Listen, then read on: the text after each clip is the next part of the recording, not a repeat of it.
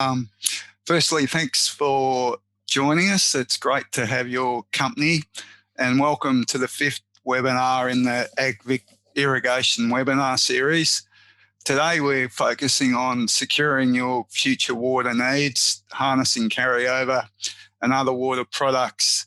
My name's Rob O'Connor. I work with AgVic as an irrigation extension officer based at Chuka. I just need to let you know that you have been muted and that this webinar is being recorded. The link to the recording will be sent to registered webinar participants probably next week once we have the recording approved. If you do have any technical issues, please contact John Paulette.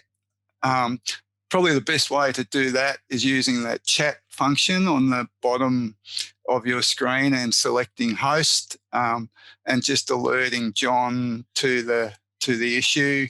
Otherwise, you can contact John on that email address or phone number on the screen. John works as an irrigation extension officer based at Tatura with Ag Victoria. Thank you to those people who have already submitted questions. If you do have a question as the webinar progresses, please use the chat function on the bottom of your screen and select co-host. That question will be forwarded to me and I'll put it to the speakers. If we're tracking on time, we're likely to have a question break during the presentation. There will be questions at the end of the presentation. Questions related to the webinar topic will be prioritised, and we will be using your feedback with our funders as a case to secure more funding for future events like this webinar. So if you could provide us with your feedback at the end of the webinar by doing the feedback questions, that would be greatly appreciated. We aim to finish at 2 o'clock. Thank you to our supporters, to DELP, the CMAs along the Murray River, Goulburn-Murray Water, Regional Development Victoria, Plan to Farm, Ruralco Water, AgVic, and all those farming organisations that help us to promote this event. Just a heads up that our next webinar will be on the ACCC inquiry into the Murray Darling Basin water markets. That webinar is likely to be held on the 27th or 28th of May, and Mick Keogh, the ACCC Deputy Chair, will be presenting, and DELP will also be giving a Victorian perspective on the inquiry. Today's speakers, we have 2 speakers, Phil Grahame. Phil's the General Manager of Ruralco Water. Phil's been working in water broking for over 10 years with a diverse range of clients across the connected basin. And Phil will be tag teaming with Andrew Shields. Andrew is a River Operations Manager at Goulburn-Murray Water.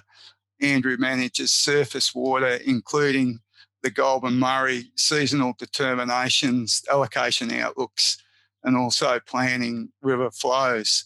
So without any further ado, I'm going to hand over to Phil. Thanks, Rob, and welcome everyone. Today we want to cover 3 main areas. We'll talk a bit about the current water availability and allocation outlooks for the next water year, given we're fastly approaching 1 July and everything resetting and starting again. So it is a good time of year to have a look at this. We're asked to give a bit more technical direction in terms of carryover and how that works. So there'll be a section on carryover. And then finally, just some strategies and options in respect of securing your future water needs. So what are the various products available and what are their current pricing, and benefits and risks associated with each of them. So that's what we want to try and cover. And to kick off, obviously, La Nina September 20th started and only just finished was welcome relief. We were in as we all know, a bit of a world of hurt. Back in October, November 2019, the temporary market was 990 and looked as though it was going to head further north from there. So we were lucky to catch a break, and La Nina came along, and obviously we're much better than where we were. So MDBA active storage currently 45.7% this time last year. Looking at this graph, and you all would have seen it many times, but obviously the Millennium Drought, we were bouncing along the bottom, then we had floods.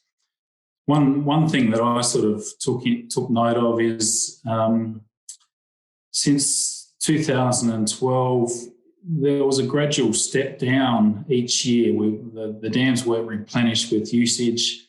We got to 2016 and spring it started raining and didn't stop, and we ended up with flood situation there. And then the same sort of thing happened from 16, 17, where usage, the dams weren't quite getting replenished. And then, as I said, in 2019, 20, things were quite grim, but La Nina kicked in and we've had a reprieve. So the MDBA active storage doesn't tell the full picture though, because there are state-based dams that aren't included in that stat. And obviously the Bidgie dams in particular are really strong, over 80%. And it's been wet. It is northern New South Wales area has been particularly wet. And they've actually been worried about spills, etc. in the Bidgie dams. So they're in a strong position. The Murray Goulburn dams are not bad, about average. And obviously the big one, or the news at the moment, is Menindee. And it is such a bonus to have coming online. The latest sort of figures I've been seeing is there's about a bit over 400 gigs in Menindee at the moment, and another 500 to 700 coming on. It's making its way down. So we think, or they think, that the total sort of resource there is going to get above 1,000 gigs, and it'll bust through the 640 gig mark in early May. So when it gets above 640 under the Murray Darling Basin Agreement, it becomes a shared resource. It becomes an MDBA control, a shared resource between New South and Vic. And New South and Vic then can use some of that resource to supply their commitments to SA. So they can shuffle it around the corner into SA as part of their commitments owed to SA, which then allows them to keep more water for longer in the deeper dams, i.e. Hume Dartmouth. And there's conveyance savings and all sorts of positive benefits associated with that. So, Andrew might talk more about that, but it's certainly going to help underpin allocations in the new water year, which we can talk about a bit later. I'll hand over to Andrew now, and he'll give a bit of an update on the outlooks for the Vic side of the equation. Thanks, Phil. Good afternoon, everyone. On the 15th of February this year, we published these outlooks. This one here is, I'm showing on the screen now, is for Victorian Murray. So that includes all of the entitlement holders on the Murray, in Murray Valley irrigation area, Goulburn-Murray, or further down in the Lower Murray water region. These were done, as I said, in February, so we had no knowledge of what was to come along the Darling. So we're factoring that into the next allocation outlook, which we published on the 15th of May. Looking at these numbers, if we, I suppose, look at the average there, ranging perhaps from 25% at the start to 100% in mid-February, but under drier cases, the allocations are certainly starting lower.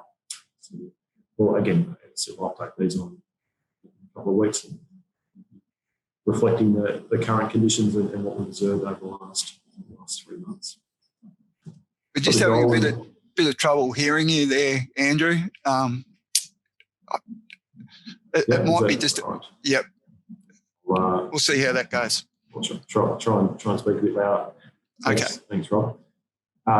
So yeah, this one's for the Goulburn and the Loddon systems. There's a little bit more water in reserve in the Goulburn this year than the Murray, as you can see there. But under the really dry scenarios, we're likely to start with an allocation at least 15% on the 1st of July. The Northern Victorian Resource Manager website there's a link at the bottom of the screen. That site includes similar information for the capacity broken and the boardwalk systems. On the 15th of February, we also had a look to what the risk of spill might be on the 1st of July. We'll talk a little bit about what that means for access to water that's held in school water accounts and water that's carried over. So the risk of spill that we were looking at for the Murray was about 40%, and that's based on spill at Victoria's share of Lake Hume at Ilden. So the storage that is important there for spills from spilled water accounts is about 40%, and 30% at Lake Epplerock. So I'll talk a little bit about that a bit later, and again we'll update this on the 17th of May. And just, I suppose, important to note that it's not an assessment of flood risk. So about water availability. The rain, I suppose, we've had over the last 3 months has been above average, which has probably been welcome for some and perhaps not so much for others at different times. But I suppose what we've seen there is some reasonable rain, and that's, I suppose, helped keep the catchments somewhat wet. We're not coming off a really dry period, and hopefully that goes well for inflows that we might receive through the winter and spring. In terms of how we've gone in the last few months statistically, we've got a couple of storages there. So at Ilden, we received about 40 gigalitres of inflow, which is what we expect to get in 2 out of every 3 years, is what that percent of average there. So a bit over half, but Hume's fared better than that.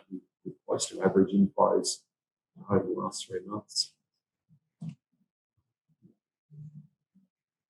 Phil also mentioned the I suppose benefits we've had with the La Nina in the last 6 to 12 months, helping us out with rainfall, but Pacific Ocean and Indian Ocean indicators are both indicating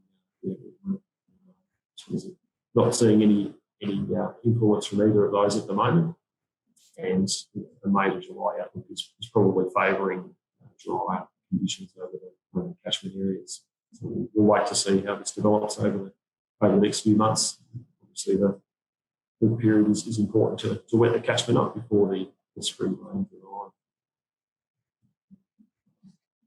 On our Resource Manager website, we also have information about the current water ownership and how much has been allocated. So this table here is for the amount available in the Victorian Murray. So again, it covers off on all Murray entitlement holders. Probably just a couple of key points on this slide. The current water availability in private accounts is about 200 gigalitres higher than what it was at the start of or this time last year in terms of what was carried over. And I suppose that's a reflection of the seasonal conditions that we've had. A little bit more likely to be carried over into next year. The environment are holding a little bit more than this time last year in the Murray and same with the Irvine. So similar reasons for that. On the Goulburn, very, very similar story with about 500 gigalitres in private accounts. More water than was carried over into the 2021 season. We've also got the similar information for the broken modern capacity and boardwalk systems as well on the Resource Manager website. There's a link at the bottom of the screen. Back to you. Yeah, so that I've been asked just to update on New South Australian allocation outlook, and it's all reasonably good story. So South Australia, in their recent sort of forecast, said they'll open at a minimum of 82% allocation, and it's likely to be better than that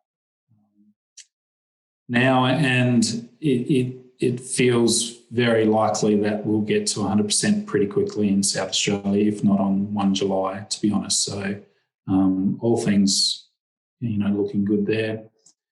In the New South Wales Murray, high security will open at 1 July at 97%. It's not a big entitlement volume, so there's not a big amount of high security on issue, but that will get us 97%. The one that is important and is very important to the temporary allocation market price is what happens with general security in the Murray. So it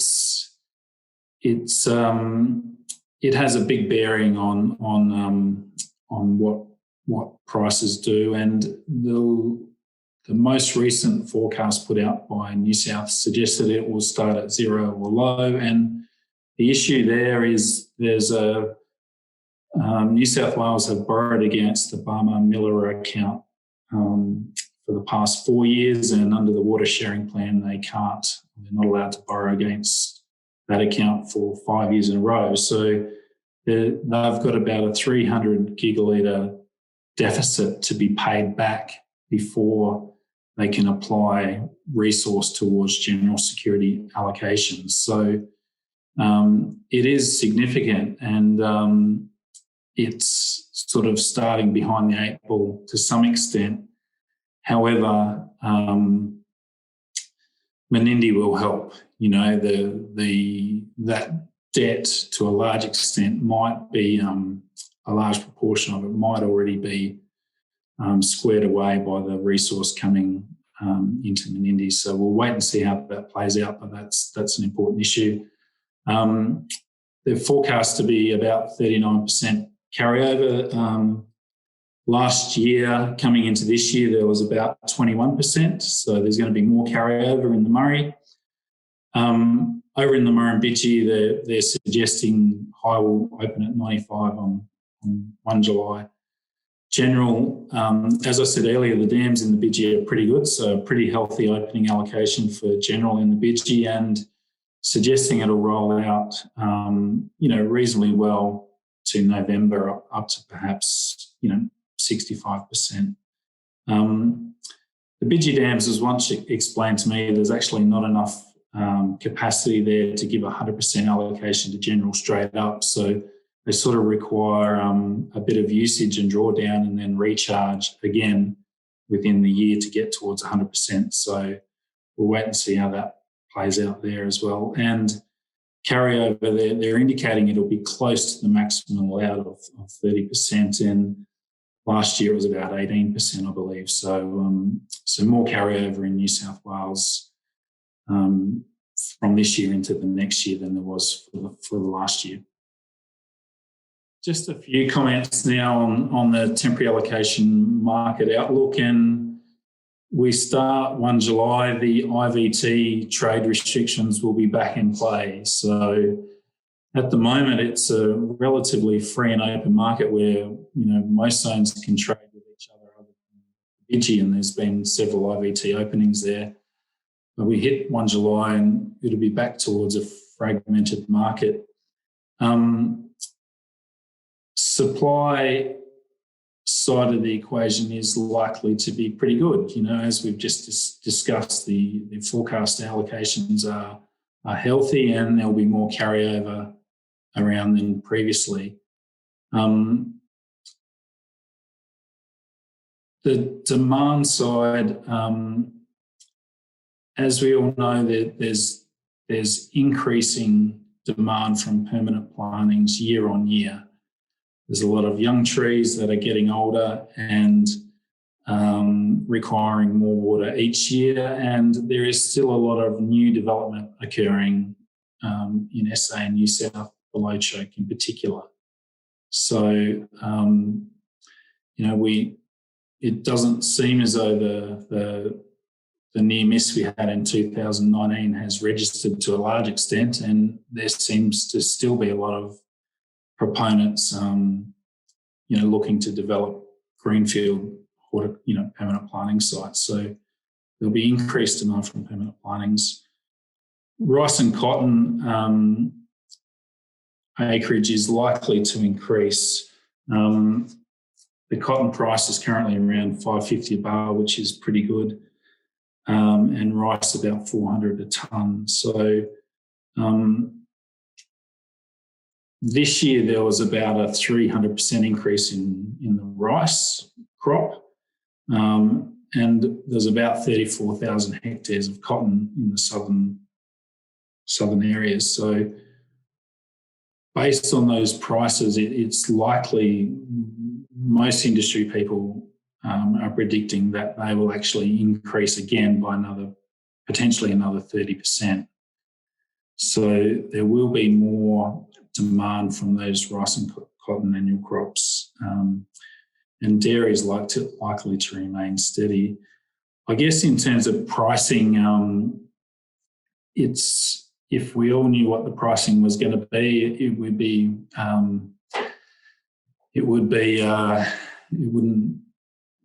wouldn't need water brokers, but probably the best indication I reckon we can have is what the forward price is doing. So that's what the market's view of what the opening price will be in some of these zones. And currently forward pricing over in the Murrumbidgee is around 150 to 170 a meg. In the above choke Murray, it's about 180 to 200 a meg. Over in the Goulburn, it's about 170, 180 a meg. And in the lower Murray zones, where most of the permanent plantings are, it's about 200 to 240 a meg. So that suggests or gives me a bit of a feel of what the opening prices might be. And from there, it will obviously depend on rainfall over that July, August, September period and how allocations roll out, particularly in New South General Security. As you can see, it is a big volume of entitlements there, so it has a big impact, particularly in that upper Murray zone, where there is a significant amount of annual crops planned. And I guess just on those annual crops too, a lot of those irrigators got a start this year. They got their first crop in, they've got their property organised, machinery's in place, everything's ready to go. They're looking at the prices and they're favourable, and they're looking at the water availability story and it's favourable. So they will be pinning their ears back. And in the lower Murray zones, as you can see, Vic Zone 7 high reliability is probably the predominant entitlement type that's important there. So how allocations and the timing of allocations, how they roll out, will go a long way to determining what happens with the opening price from July on. Now, just as I said earlier, just a few technical, analysis of the different entitlement types and how carryover works. And carryover is becoming more and more important. Back in the day, there used to be people used to park or carry over allocation for other irrigators for a carton of beer, and thanks, mate. It is becoming such a critically important tool, and part of the reason is the new positive account balance rules in Victoria, Lower Murray area, and in South Australia have seemed to the last couple of years brought forward demand to the first half of the year, and we've seen the last 2 years in the second half of the water year, the temporary allocation prices dropped away significantly. So having carryover available allows irrigators to take advantage of that lower price in the second half of the year. So it's becoming important for that reason. There's there's growing demand from permanent plantings which are not covered by entitlements, so they're looking for all sorts of risk management tools, and carryover is one of them. And the emergence of parking or selling carryover capacity to generate an income return for entitlement holders is growing year on year. So carryover space is becoming, more ingrained in the market and becoming more of a mainstream product. So, I think that's reflected too in low reliability entitlement values, where back in the day it was low reliability was thrown in with high reliability as part of the sale for free. And the first sort of independent sales were in the $100 a meg range, and as we know now, it's up around $1,300 a meg in Zone 7. So certainly becoming more important. So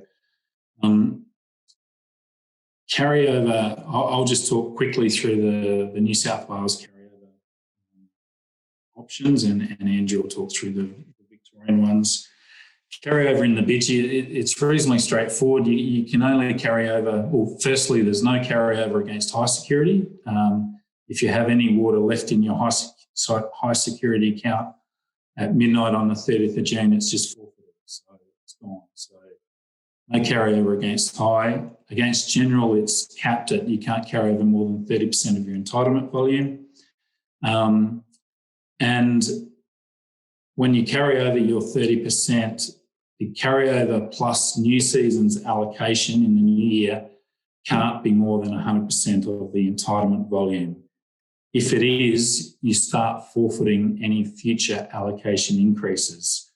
So if you carry over 30% on general and new season's allocations get to 70%, you're at 100% of your entitlement volume. Any further allocation increases from 70% up, you just miss out on, you don't receive. So that's how it works there. And it doesn't matter if you, in the new year, trade water out or use water. It's calculated on the balances as at midnight 30th of June and the allocation increases. It doesn't matter what the actual is in your account at a particular time. So you can't short circuit that system sort of thing. So that's the Murray and Bidgie. The Murray is different. Same principle. You can carry up to 50% of your entitlement volume against general security. And for some reason, they're a bit more generous and they allow you to go up to 110% of the entitlement volume. So carryover plus new season's allocation can go up to 110%, and any further new season allocation above 100% of your entitlement volume, you start to miss out on. You forfeit future increases. So there's a 10%, as I call it, a 10% free hit in the New South Wales Murray, where it has no impact at all on your new season allocation. So you should, if you have New South General, you should be looking to utilise that 10% as a minimum. And as previously said, it doesn't matter if you trade in or out in the new year. It's based on those balances as at midnight 30th June and what new season's allocation is granted to the entitlement. I'll hand over to Andrew now, and he'll talk through the Victorian principles. Thanks, Phil. To make it a little bit more complicated, the rules are a bit different and on the other side of the river, on the Victorian side. So I'll just start with the principle. So similar to New South Wales, you need to have a water entitlement or water shares to be able to carry over water. And I suppose that when water is allocated to entitlement holders, that water belongs to, you should have the right to be able to do with that water what you see fit. So that's, I suppose, the underlying principle there, why carryover is important and can be used for the highest value. One of the things with the Victorian rules is that being able to carry over 100% of your high and low reliability water shares, you can do that as long as you're not preventing inflows to be able to be captured into the storage to support new allocations in a year. And that's why Victoria's introduced these spillable water accounts to make sure that any water does flow into the dam and there's lots of water carried over, then there's the required deductions to those carryover accounts. There's also a 5% evaporation reduction to water that's carried over. And as I go through the example shortly, hopefully some of these will become a little bit clearer. For the Campaspe, the Murray and the Goulburn systems, the rules are that you carry over 100% of the high and low reliability watersheds, and any water that's credited to your account. So similar to New South Wales, so any carryover allocation that you have and new season allocation, anything that's credited to your account above your high and low reliability watersheds will go into the spillable account. And then when thanks John. So probably in a gallery room here, probably not the best, but so when there's spills from Victoria's share of Hume, then there's a deduction from those spillable water accounts, and similar for Lake Ewan and Lake Ewan, as I mentioned earlier. When the system years when there's water in those spillable water accounts, the resource manager needs to make a declaration to say that that water can be returned to accounts to be used. So that timing can really depend on seasonal conditions. So in wetter years, spills are more likely. The declaration can be later in the year. In dry years, those declarations can be made as early as 1 July. The risk of spills is very low, and the threshold for that is 10%. I'll just take you through an example for carryover using the rules in the Murray Darling Basin systems, and this is available on the Victorian Water Register website, and you can use this to put in your own details and play out your own scenarios as you see fit. In this example, I've got an example where there's 100 megalitres of high reliability watersheds and 50 megalitres of low. In this scenario, we've looked at if we carried over 100 megalitres into the following year. We'll just take you through how the calculations work. So I mentioned that there was a 5% evaporation reduction. So what happens there is that 95 megalitres is carried over. And we see there that the low reliability bucket fills first with carryover. So that's full, holding 50 megs. And then there's 45 megalitres in the high reliability share bucket. As new allocations are made in the season that we're in, that increases the volume that's allocated and starts to fill the high reliability share bucket. So if we have 100% allocated, the first 55 megalitres fills the high reliability water share bucket, and then the other 45 megalitres goes into a spillable water. So that's that process of the allocation that you carried over, plus your new season allocations being above your total water share volume, and then that 45 goes into the spillable account. In the event that we do have a spill, in this case, if 50% of the water in those spillable water accounts was passed over the dam wall or as a pre-release, then that 45 megalitres that was in the spillable water account would be halved, so you end up with 22.5 megalitres remaining in that spillable account and 22.5 going back into new allocations for entitlements. Just note as well, similar to what Phil mentioned for New South Wales, any use or trade doesn't impact on the volume that's credited to your account. So if you were to use all of the water in your account, then you're still liable for the spill that's from the volume that's in your spillable water account.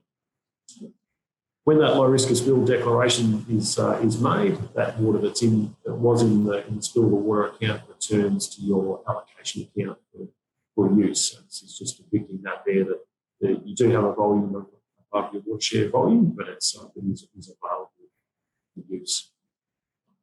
There is a summary that you go through this process with your own details.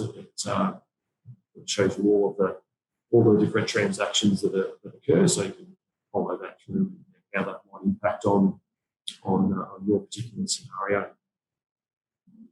As I mentioned, this information or this carryover calculator tool is on the Water Register website, so you can play along at home. There are also, I suppose, different carryover rules for the Loddon, Goulburn and broken system as well. So carryover tool allows you to play around with those rules as well to see how the scenarios play out. There's another website I have there just for information about carryover, including groundwater carryover rules and similar carryover calculators.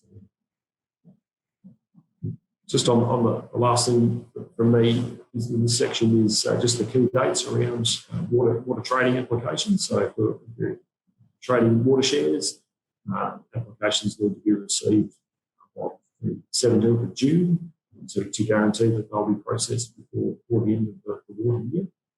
Same for manual allocation trade applications. They need to be submitted by the 24th of June for the broker portal and the online applications that are available until 5 p.m. on 30th of June. Back to you, Phil. Thanks, Andrew. Yeah, just I thought I'd just put up this slide and just to cover the highlights because it can feel complex and, I know a lot of irrigators can get confused with the different rules across the two states and the different water products, etc. So if you were to summarise it as in a nutshell as best you can, thick high, you can carry over up to 100%, you lose 5% and it's subject to spill risk and it's returned when and if they make the declaration. Vic low, you can carry over at 100% of entitlement volume. You lose your 5% evaporation loss. I know technically it is still subject to spill risk, but there hasn't been a history of allocations to push that carrier up into the spill account. So I'm saying it's not subject to spill risk. And generally, particularly we'll talk about parking a bit later, generally if you carry over against low reliability, you buy capacity from someone else, you get it back in July. So it's not subject to spill risk in that sense. New South General, as I said, you can go up to 50%. There's no 5% loss, which is important.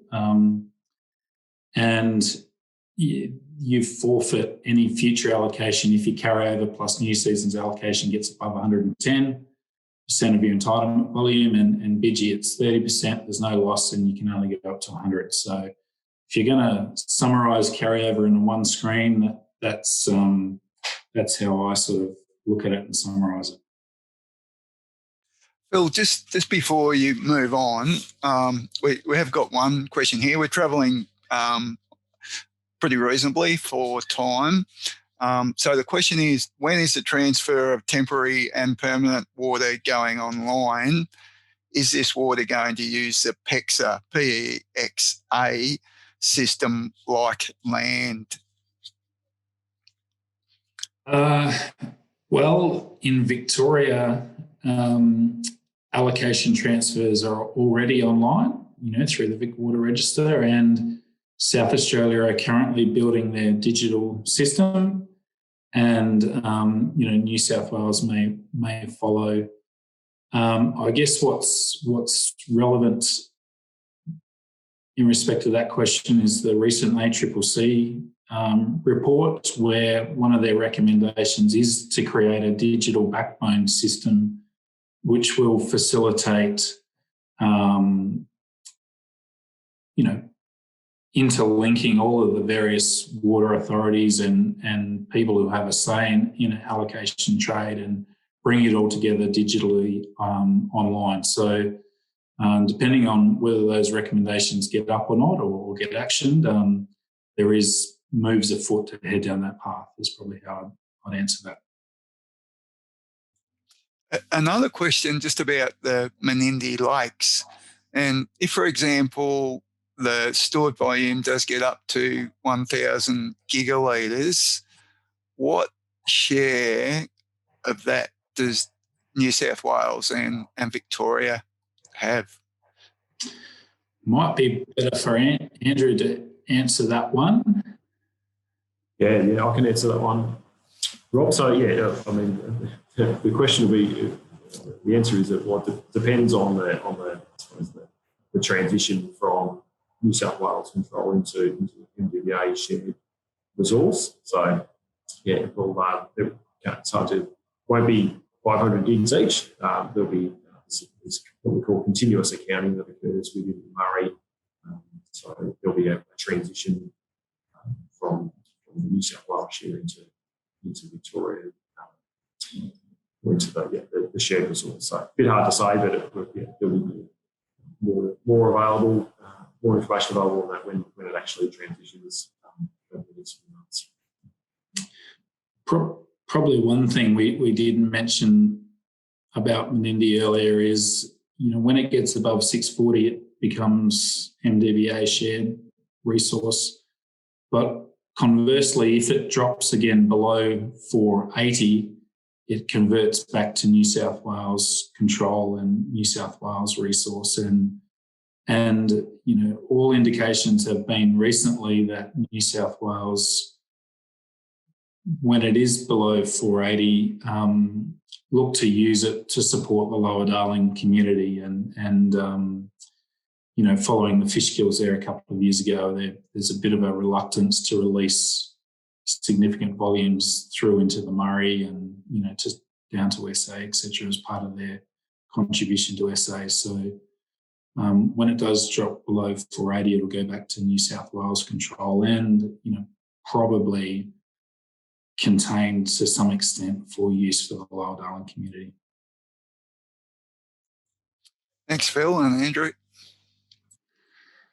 Yeah, I guess just the final section now is that we were asked to give some ideas around securing your future water needs. And I sort of start this section by, what is your strategy? And hopefully irrigators now are becoming water market educated and are considering what their strategy actually is and giving it some thought.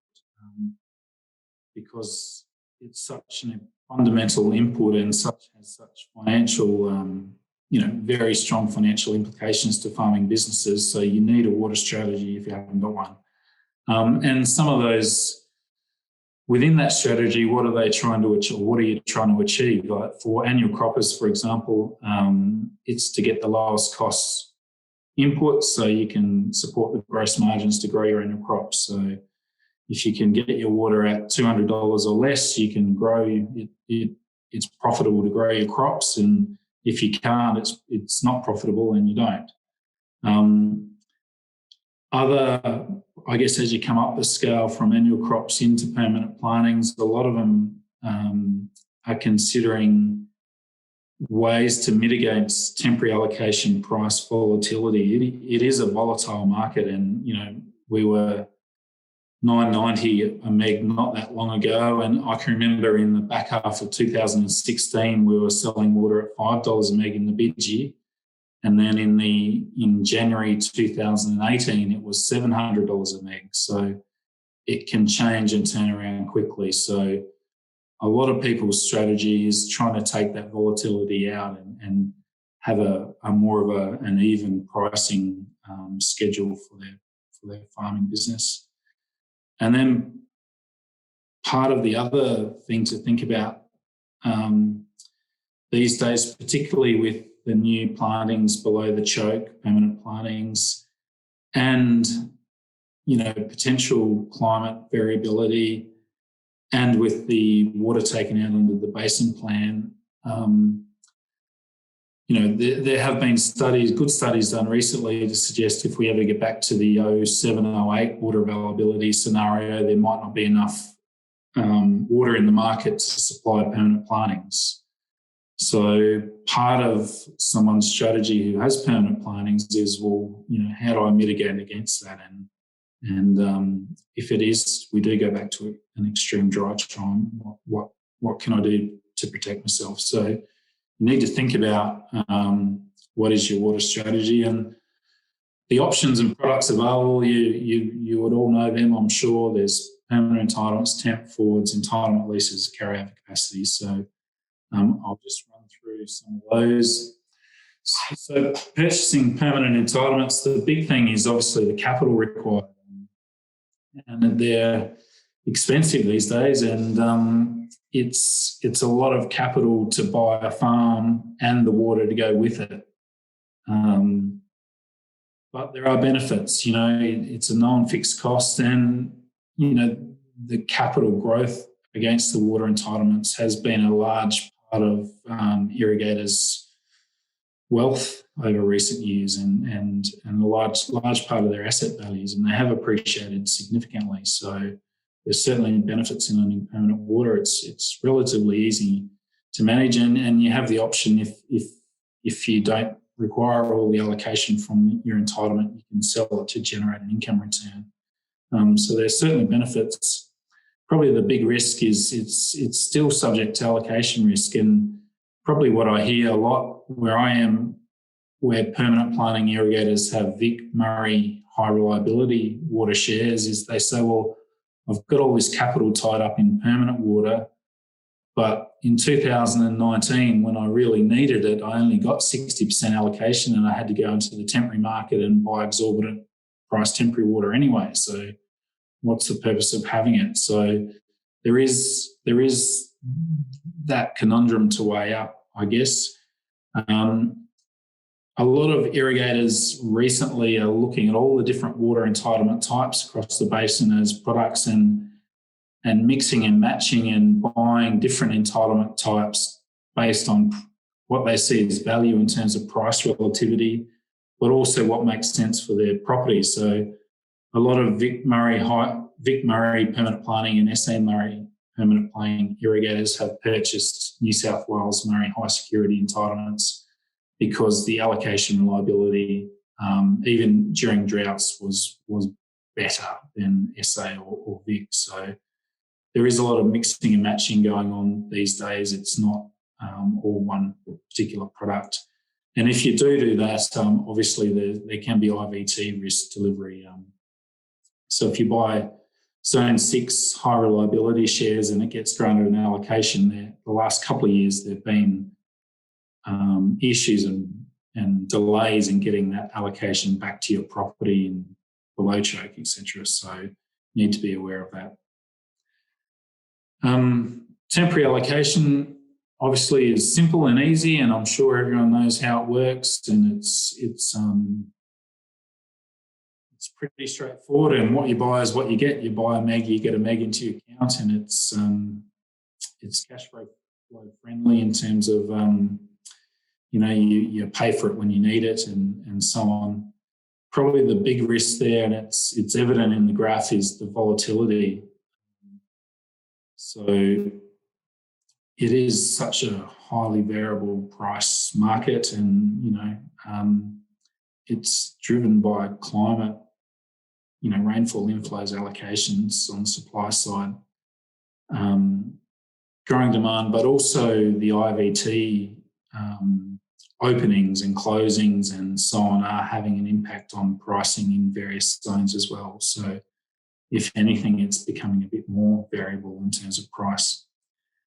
And as I mentioned earlier, if we ever do get back to a really severe dry time, there are questions around, is there going to be enough temporary allocation in the market to actually buy to support permanent planting? So a bit of a doomsday approach, but it's something you need to consider if that is your strategy, just buying temp as you need it. Forward allocations, it's pretty straightforward. So you're just entering a contract with a seller to buy a fixed volume of temporary allocation in the future water year at a fixed price. Generally, the contracts are structured where you pay a 20% deposit, and then the balance just before you receive the temporary allocation in the new water year. So it is cash flow friendly, and it's a known fixed cost that you can budget around. So there's certainly benefits, and you buy 100 megs of forward, you get delivered 100 megs. There's no allocation risk for you as a buyer. So there's certainly benefits there.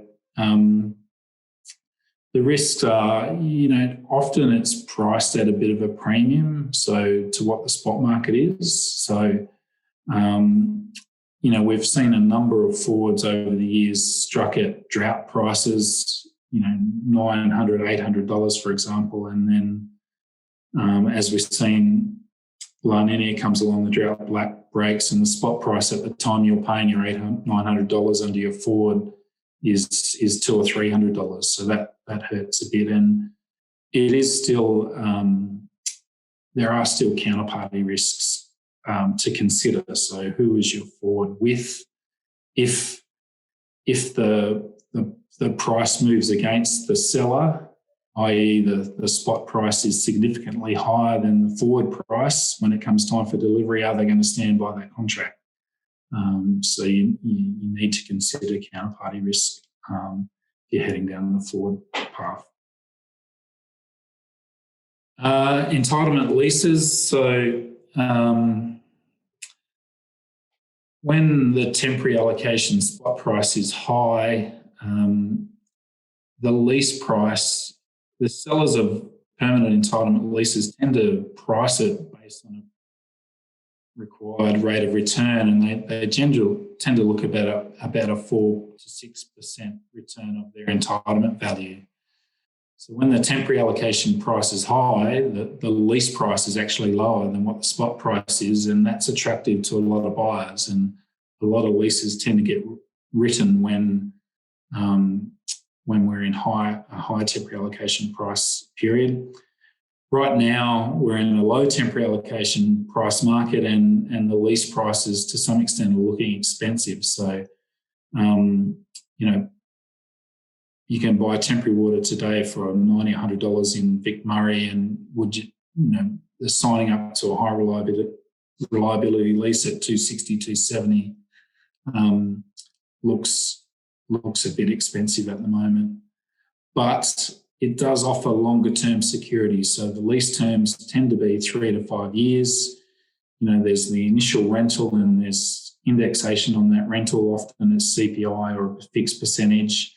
You need to consider who's paying the outgoing. So is the lessee or the lessor paying the fixed water charges? And is the rental annually, quarterly, or there's often flexibility in terms of the payment terms as well. So, for certain entitlement, for certain irrigators, long-term leases are attractive and, do work well as part of a balanced portfolio. The other one, we went through the different attributes of parking or carryover before. And if an irrigator doesn't have the ability to carry over themselves, so they don't have enough entitlement volume or the right entitlement type, a market has developed where people who do have the ability to carry over are selling their space into the carryover or parking market. So it's a contract between a buyer and a seller. The allocation gets transferred from the buyer's account to the seller's account prior to the 30th of June. It gets carried over by the seller from 30 June to 1 July, and then it gets returned back to the buyer in the new water year, and the buyers obviously pay a fee for that. The costs depend upon the reliability or the things we went through earlier around spill risk. So as you can see, carryover parking against high reliability in zone 7 below choke is $10, but because that's cheaper because there's a risk of spill, you may not get all of your carryover back until a declaration has been made. Whereas low reliability, it gets carried over and it's returned to you generally, in the first couple of weeks of July. So there's no risk there. That's why there's price differential. Also important to consider IVT risk. So, you can be attracted by carrying over against low reliability above choke in zone 6 because it's cheaper. It's only $60 compared to $100 in zone 7. But there are risks around when you get that back, you have to wait for an IVT opening to allow allocation to be traded from above choke to below choke. And, this year that was problematic. And similarly in the Goulburn, if you're a below choke irrigator and you carry over in the Goulburn, you have to wait for the IVT openings to get that allocation back to your original account. So you need to be cognizant of that, and that's reflected, I guess, in the pricing of the various carryover products. So, there's a range of different mechanisms these days, and the range of products is growing. Often what I tell my clients is you don't put all your eggs in one basket. Generally the best results are achieved between a mix of water products. So not relying all on the spot market because it's so variable and volatile, and not potentially relying on all of by having covered by permanent entitlement because the capital requirement is so big. A mix in the middle often gets the results where you have some of what's required covered by permanent entitlement. You participate in the spot market when it makes sense for you, and then you have a percentage of your water requirements, tied up with a forward or an entitlement lease or carryover in parking. Often, I think having a sensible mix in the middle delivers the best results for irrigators that I've seen over the years, anyway. And that's about it from me, Rob. So I'll hand back to you. Thanks, Phil. And I think that was a pretty good message to finish up on, having a sensible mix of water products to help reduce that overall water price risk. Just quickly in summary, a few key messages that I got in terms of water supply was that there was quite a lot of good news at the moment, with higher volumes of carryover both in Victoria and New South Wales, with the Menindee Lakes filling up and Victoria and New South Wales getting a share of that. And perhaps on the negative was that debt that the New South Wales Murray owed to the Barmer-Millewa environmental water account. Another key message, water prices are currently low compared to historical prices, and probably a good time for irrigators to consider securing their future water requirements if they haven't done so already, cash flow permitting, and by using a range of those water products. And lastly, that using a different mix of water products can be a good way to reduce that risk of future high water prices. Just the one question has come in that I can see. You guys might have some on your chat line, but with leases, how does the leasee guarantee supply if allocation ends up being low? Well, the answer is they don't. Yep. So if you do an entitlement lease, you get whatever is granted to that particular entitlement, by the resource manager. So if you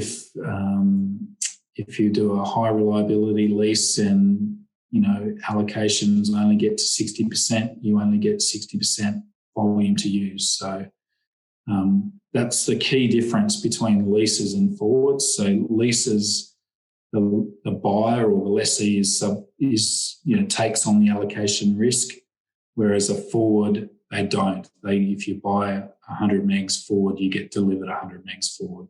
So that's the key difference between those two products. Thanks, Phil. You mentioned there was a risk with forward contracts and potentially like with disputes in terms of the being provided with that water that you've forwarded. Is there a way of minimising that risk, but potentially using a reputable person that you can purchase that forward from? Well, obviously the contract is important. So having a really good, well-written forward contract is the best way to mitigate the risk. And then, the suppliers of forwards in the market range. There's some institutional investment funds down to smaller irrigators who have excess. But if I was buying a forward, I'd be asking my broker questions around who is the counterparty and do they have a track record and have they been reliable in the past and those sorts of questions. So I'd certainly be covering off on that. Fantastic. And just one final question. With trade out of the Murrumbidgee at the moment, quite a bit of allocation trade. And as I understand it, quite a bit of that allocation trade is being transferred into the Goulburn. And as a result, the Goulburn Intervalley trade account is increasing. I think it's currently at about 76 gigalitres. So do you see that will reduce down pretty quickly into next financial year? Is 76 gigalitres a significant sum in your mind, or maybe not? Might be a better question for Andrew, that one, in terms of the Goulburn, because there is a regulatory review happening and interim arrangements coming in place. So I might pass to Andrew for that one. Yeah, it's a tricky question to answer, Rob, because it might depend on what happens with the I suppose change to the trade rule that's out for consultation at the moment.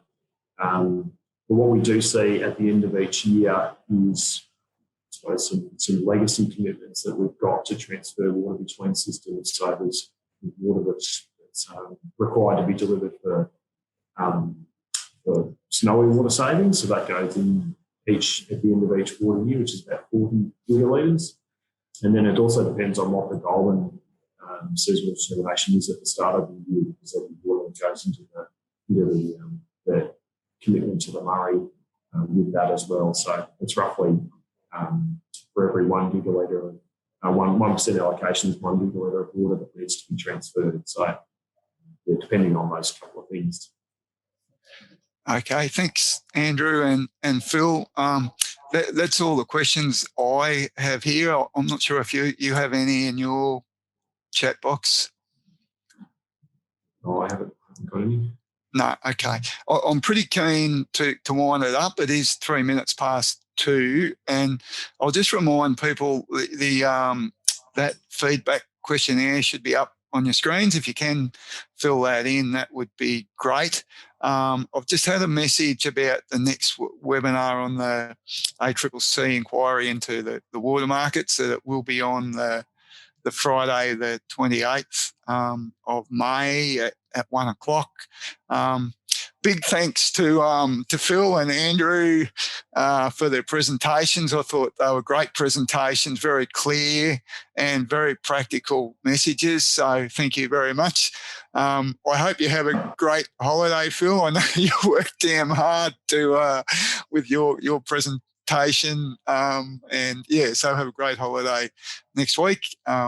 Thanks very much to you both. Thanks to John for the technical backup and making sure things worked smoothly. And importantly, thanks to everyone who participated in the webinar today. Thank you. And I hope you have a good afternoon. And here's hoping that we get some good rain on Monday and Tuesday and a good autumn break.